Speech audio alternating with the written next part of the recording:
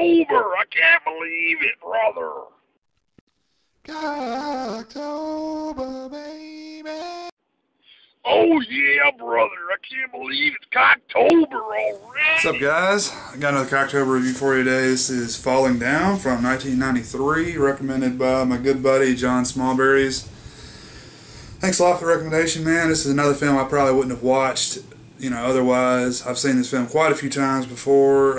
It's kind of like a modern classic, or shit, it's probably becoming a legit classic these days since it's,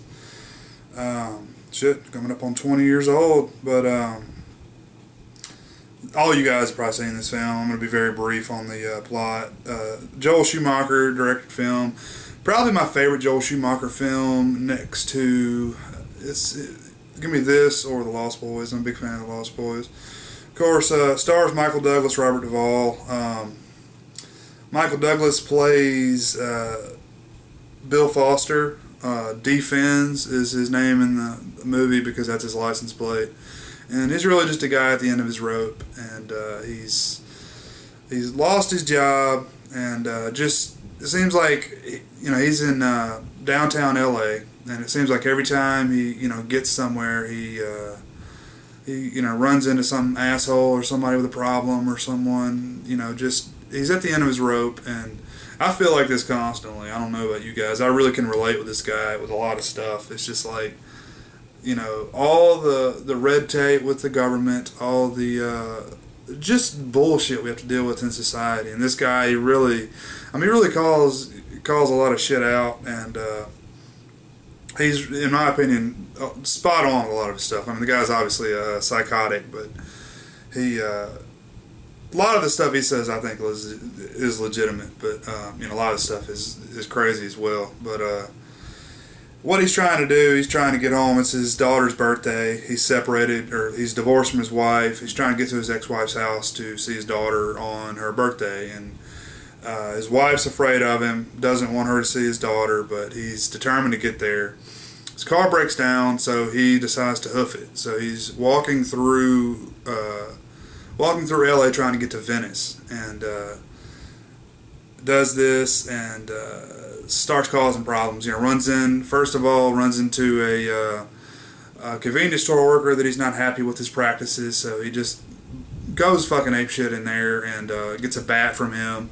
Runs into some gang members, beats them up with a bat, steals a knife, and then, things progress. He keeps running into people, stealing weapons, and causing havoc, and just trying to do what he thinks is right. And of course, the police are looking for him the whole time. Robert Duvall is Detective Pendergrass. Of course, Robert Duvall is awesome. This is his last day on the force. He's going to get ready to retire, and so he's, it's kind of, it's kind of shitty the way that it's played out. He's kind of, he's a desk jockey at his office, and they go through the whole reason of why that is, and a lot of the folks give him a hard time at his work, at the police precinct, whatever. But I think the interesting thing about this movie is the way they contrast the two characters of